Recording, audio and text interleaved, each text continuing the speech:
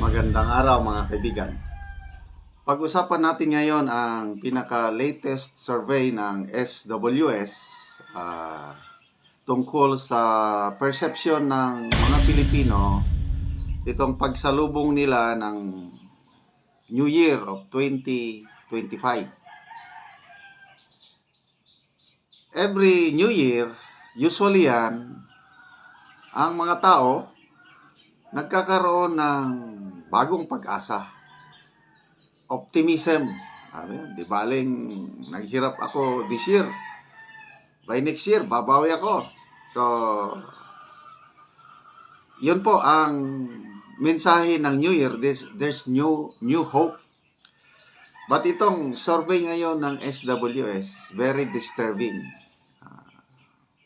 It's a wake-up call for our government kasi dumarami ang bilang ng mga Pilipino na nawawalan ng pag-asa. Dumarami ang mga Pilipino na nagkakaroon ng fear, nagkakaroon ng apprehension sa kanilang kinabukasan. Okay, so unahin muna natin last year. Nag-survey ang SWS. Ano ang pananaw ng Pilipino looking forward for the new year with hope? So, 2023, patapos na. 2024, ano ang paningin ng mga Pilipino last year? Nako, medyo mataas pa. 96% of the respondents last year may pag-asa. So, mataas yun, which is good. Kasi noong 2023, hindi pa nagkakagulo. Wala pang away masyado. So, 96, no problem. Mataas ang level of hope ng mga Pilipino last year. Ngayon, ito na yung wake-up call. Sa survey ng SWS, conducted December 12 to December 18, 90% na lang ang nagsabi sa mga respondents na they are looking with hope for the new year. Nag-decrease po ng 6%. That's very significant. And according to SWS, dahil every year, ganito yung tanong nila, itong 90% na respondents na nagsabing they're looking forward with hope, this is the lowest level of hope since 2008 to 2009. Noong 2008 going to 2009, ang mga Pilipino nagsabi na they're looking forward to New Year with hope is only 89%. Mababa. So mamaya, siya sa atin na, bakit mababa ang level of hope noong 2008 to 2009? Ngayon, bumabalik yung level of hope na yun, mababa. Okay. Another tanong ng SWS is, entering the new year with fear, apprehension. Last year, maganda pa ang takbo ng gobyerno natin. Only 3% sa mga respondents nagsabi na may takot sila sa hinaharap. So, medyo mababa, okay lang yun. But this year, okay, this 2024 going to 2025, 10% na po ang nagsabi sa mga respondents na natatakot sila as they enter the new year.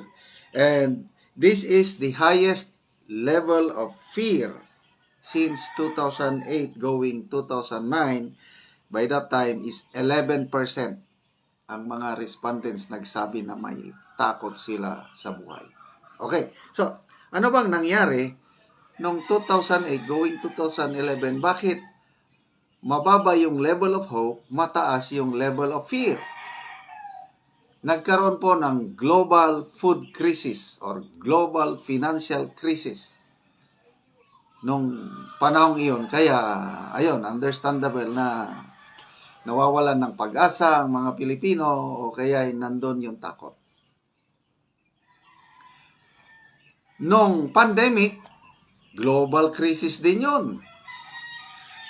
Ang tanong, bakit ang mga Pilipino, panahon ng pandemic, panahon ni PRRD, hindi ganito kababa yung level of hope, hindi ganito kataas yung level of fear? Because of leadership. Para bang barko, ang ating bansa, barko, ang lakas ng bagyo, kailang marunong yung kapitan ng barko. Kaya ang mga pasahero, hindi masyadong natataranta kasi nandun si Tatay Captain Digong. Siya ang nagmamaniobra sa barko ng Pilipinas. Hindi nakaabot ng ganitong pagkawalan ng pag-asa or pagkaroon ng matinding takot sa kinabukasan dahil magaling ang leader natin nung pandemic. Ngayon, walang global food crisis, walang global financial crisis, walang pandemic. Bakit nagkakaroon tayo ng ganito na mababa ang level of hope, mataas ang level of fear pagsalubong sa New Year?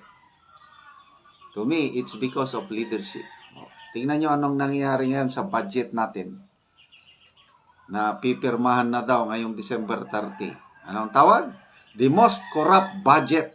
So meron tayo ngayon is governance crisis, corruption crisis, leadership crisis. Meron tayo ngayon. So let's pray na sana malampasan natin ito.